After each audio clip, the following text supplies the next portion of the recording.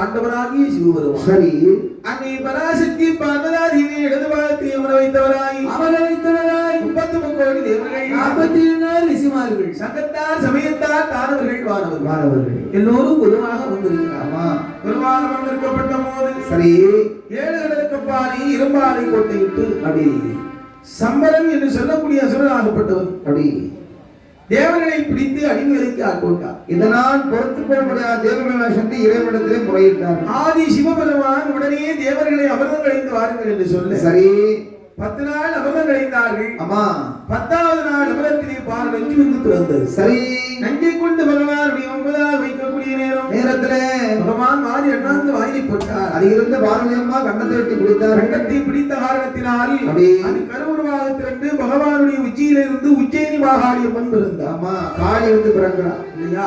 ஆமா அம்மா உஜ்ஜயினி மாகாணி சுவாமி தார் தன் தலையை அறுத்து, அதாவது சம்பரனுடைய தலை அறுத்துவாங்க என்று சொல்ல சரி சம்பரனுடைய தலையை அறுக்க வேண்டும் என்று சொல்லி ஆமா வேதாளி பூதத்தின் துணையை கொண்டு சம்பரனுடைய தலையறுத்தாள். சரி கையாயும் வந்து சேர்ந்தார். அப்படி சுவாமி என்ன கொடிய அசுரனாகி சம்பரன் தலையறுத்து ஆமா இனிமேல் அப்படி மூலவத்திலே போய் நான் குடியிருந்து ஆமா எனக்கு என்று ஒரு நாள் நாடு என் நாடு என் மக்கள் என்பதாக நான் வாழ்வேன். சரி.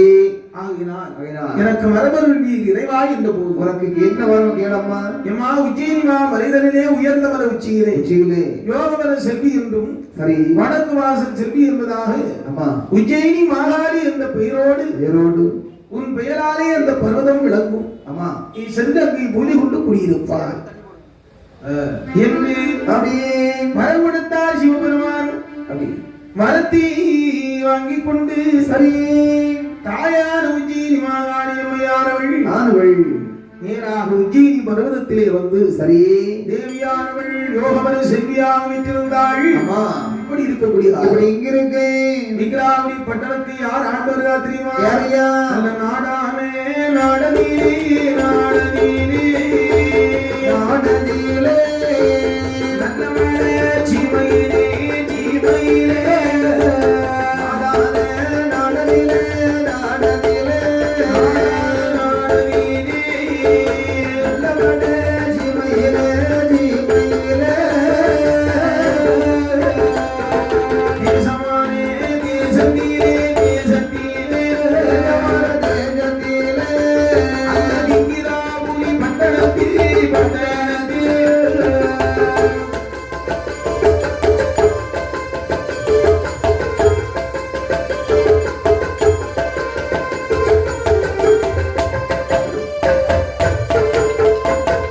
விக்கிரமாதித்த ராஜாவோ ராஜாவோ ராஜாவோ அந்த வீரம் கட்டி மந்திரியோ மந்திரியோ விக்கிரமாதித்த ராஜாவோ ராஜாவோ ராஜாவோ அந்த வீரம் கட்டி மந்திரியோ மந்திரியோ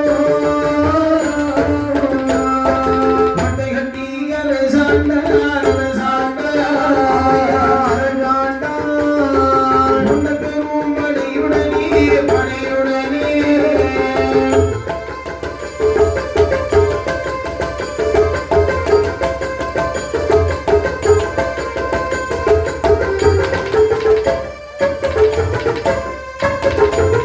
நீர்வளம் நிலவளம் கார்வளம் கண்ணல் செந்தல் வளங்களுக்கு எல்லா வளங்களும் ஒருங்கி அமைய பெற்ற சரி நம் பாரத பெரும் தேசத்திலே அம்மா வடநாட்டிலே சரி விக்ராபுரி என்று சொல்லக்கூடிய அழகான பட்டணம். அடே அப்பா விக்ராபுரி பட்டணத்தை அம்மா மன்னர்கள் ஆட்சி காலத்திலே விக்கிரமாதித்தர் என்று சொல்லக்கூடிய மன்னன் ஆண்டு வருகிறார். சரி இல்லையா? அம்மா வீரன்மட்டி என்று சொல்லக்கூடிய மந்திரியை துணையாக கொண்டு அப்படி சீரும் சிறப்போடு ஆண்டு வருகிறார்கள். அம்மா அவருடைய கோட்டை புத்தகங்கள் எல்லாம் இப்படி இருக்கிறது. எப்படி அம்பலமான புரையான புரையா புரையா மாடரங்கி சாவடியா சாவடியா அம்பலமான புரையா புரையா புரையா ஆடரங்கி சாவடியா சாவடியா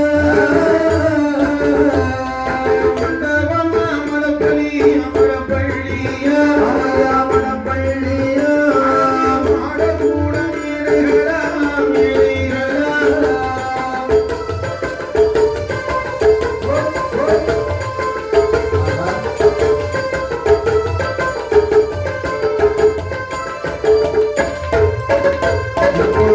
ஆணிகட்டும் அம்பலமா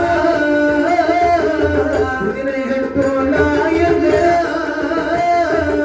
ஆடினோரு கடமையாகி அசையாத மணியன் கட்டி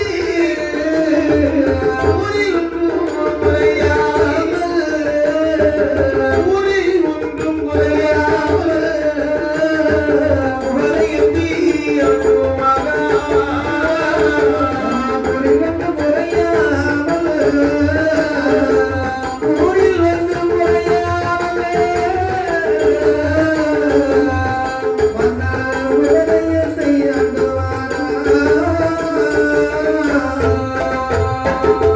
அம்பலமான புரையா ஆடரங்கு சாவடியா மண்டபமா மடப்பள்ளிய மாட கூட மேடைகளா ஆதி கட்டும் அம்பலங்கள் என்றும் குதிரை கட்டும் நாயங்கள் என்பதாக பல படித்தளங்கள் புகழோடு சீரும் சிறப்போடு செவ்வனை ஆண்டு வருகிறார். ஆறில் ஒரு கடமை வாங்கி அசையாத மணியும் கட்டி ஊரிலிருந்து குறையாமல் குமரையத்தை வந்து ஆண்டு வருகிறார். இல்லையா? ஆமா. ஆறில் ஒரு கடமை என்று சொன்னால் நாட்டிலே விளையக்கூடிய விளைதானியங்களை 6 பகுதியாக வைத்து அதில் ஒரு பகுதியை அரசாங்கத்துக்கு செலுத்த வேண்டும். சரி, வரியாக செலுத்தும். நாட்டில் ஒருவேளை பஞ்சம் ஏற்பட்டால் அந்த ஒரு பகுதியை வைத்து பஞ்ச நிவர்த்தி செய்து கொள்வார்கள். அப்படி சொல்லுங்க. அசையாத மணி என்று சொன்னார். அந்த அரண்மனையிலேயே ஒரு மணி கட்டி தொங்கோடப்பட்டிருக்க மணியின் பேர் ஆராய்ச்சி மணி. அம்மணியுடைய தன்மை என்ன? மக்களுக்கு ஒரு குறை சொன்னா மன்னவரின் நேரடியா போய் பார்க்காண்டாம். ஒரு மணியை பிடிச்சு அடிச்சுட்டா போதும். மணி அடித்தால் மன்னரே நேரில் வந்து குறைகளை நிவர்த்தி செய்யும். மணி ஓசை கேட்டு என்ன கேட்பாரு. மணி அசையில்ல, இதுவரைக்கும் அசந்தே இல்லை. அப்ப மக்களுக்கு குறை இல்லை இல்லையா? ஆமா. ஆறில் ஒரு கடமை கொண்டு அசையா மணி கட்டி ஒன்றும் குறையாமல் கோரியத்தை ஆண்டு வருகிறார். ஆமா. அவை ஆண்டு வரக்கூடிய நாளையிலே ஒரு நாள் தினத்திலே பட்டியாகி மந்திரி அழைத்தார். சரி. மந்திரியே மந்திரியே ஐயா மந்திரியே வாட்டியுண்டி சொல்ல பேரே சொல்ல பேரே ஐயா மடக மந்திரியே மந்திரியே எம்மா மந்திரியே வாங்கியத்தை சொல்ல கேளே சொல்ல கேளே ஆனகத்தில் வேட்டையாட கருத்துடனே போக வேணும். வேட்டுக்கார கூட்டங்களும் கூட்டங்களும்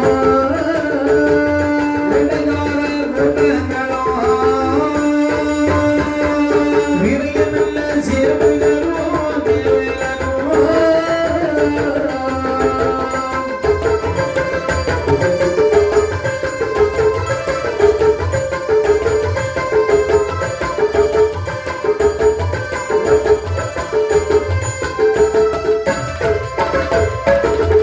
எப்படி ஆகும்? சரி. மந்திரி அண்ணா எப்பா அண்ணவா காட்டிலே சென்று வேட்டையாடி வெகுகாலங்கள் ஆகிவிடும். ஆமா அண்ணா, நமக்கு வேட்டை மார்க்கம் மறந்தது போல ஆயிட்டு. கை கால ரொம்ப சோர்வாயிடுச்சு. ஆகினால் ஆமா. இன்னைக்கு வேட்டை மார்க்கமாக செல்ல வேண்டும். சரி மன்னா. வேட்டை நாய்கள் வேண்டும். ஆமா, வேட்டைக்கு போறதுன்னா படைகள் முக்கியமா வேணும், வேடுவர்கள் வேண்டும். சரி. வேட்டை நாய் முக்கியமான நாய்கள் எல்லாம் கொண்டு வாப்பா. இதோ கொண்டு வர ஐயா என்று சேவகர்களை எல்லாம் அழைத்துக் கொண்டு ஏறி காட்டி வந்தார். அப்படி காட்டிலே இருந்து எப்படி வேட்டையாட தெரியுமா? எப்படி? நாலு திக்கும் அலையும் கட்டி நடுவில் கொண்டாடும் வைத்தான். வாரும் பிள்ளா வேடுவரே, வாரும் பிள்ளா வேடுவரே, மலை மீது ஓடுங்கள் வந்தார். வாரும் பிள்ளா வேடுவரே, வாரும் பிள்ளா வேடுவரே, மலை மீது ஓடுங்கள் வந்தார். நாலுதிக்கும் மலை கட்டி நடுவில் கொம்பாளை நிறுத்தினார். கொம்பாள்னு சொன்னா அதாவது அது யார் தெரியுமா ஐயா? யாரு? 10 பேர் 15 பேர் ஒரு கூட்டமா இருக்காங்கன்னா அவங்க தலைவர் ஒரு ஆள் இருப்பாரு. ஆமா. வேற ஒண்ணு வயல்ல அறக்க போறோம்னு வைங்க. சரி. கதிர் அறுக்க போற நேரத்துல அதுக்கு தலைவர் ஒரு ஆளு கூறு வைப்பாரு. கூரடி கூரடி கூரடி முக்கந்தன்னு சொல்லுவாங்க. முக்கந்தை. அவர்தான் கொம்பாளு. சரி. அங்க வா கையில ஒரு பெரிய கம்பு வச்சிருப்பாரு. ஆமா. ஆமா. எப்பா உனக்கு இவ்வளவு ஒரு ஆளுக்கு 10 போதும், ஒரு ஆளு போதும் இல்லையா? உங்க மனமான செய்யுங்க. ஆமா. சில பேர் 1.5க்கு வாங்குவான், 1.5 ஆளுக்கு வாங்குவான். வாங்கிக்கிட்டு அறுத்து போட்டுருவான். செமக்கிறதுக்கு வேற ஆள் தான் வரணும். சரியா? செமக்கிறதுக்கு அரையாளை போட்டு கொல்லுவான். ஆமா. இப்படி சரி. நாலுதிக்கும் மலையும் கட்டி நடுவில் கொம்பாலை நிறுத்தி வேடுவரை கலைக்க சொன்னார்கள். அவங்க என்னோட தெரியுமா? வெள்ளமுயல் துள்ளி ஓட வெங்கை நாய் சந்தி கடிக்க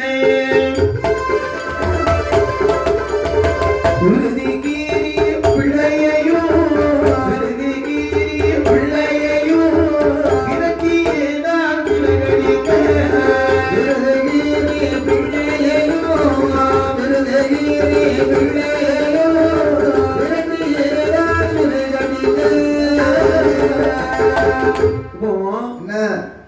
வெள்ளமையன் துள்ளி ஓடுகிறது. வேங்கை நாய் சென்று சாடி கடிக்குது. வேங்கை என்று சொல்லக்கூடிய நாய் வேங்கைனா புலி என்று சொல்லும். நம்ம புலிக்கு ஒப்பான ஒரு நாய் வேங்கை நாய் சென்று அப்படியே வெள்ள மேல காப்பி பிடிக்கும். ஆமா இப்படி சரி வேட்டையாடினார்கள். ஆமா சரி உச்சி திரும்ப மட்டும் மலையிலே வேட்டையாடி மதியம் திரும்ப மட்டும் மறுபடியில வேட்டையாடி வேட்டையாடி நகரப்பட்டு வேந்தனான விக்ரமாதித்த மகராஜன் அழகான ஒரு மர நிழலுக்கு வந்தார். சரி ஏன்னா வெகு நாட்களுக்கு பிறகு வேட்டையாடினேன் பாத்தீங்களா, களைப்பு கூடிட்டு உடனே மந்திரி ஆமா ஏன்னா அவ்வளவு நேரம் வெயில்ல இருந்து வேட்டையாடிட்டு வெகு நேரமாக வேட்டையாடிய காரணத்தினாலே ஆமா எனக்கு எப்படி இருக்கு தெரியும்? எப்படி இருக்குது? எனக்கு தண்ணீர்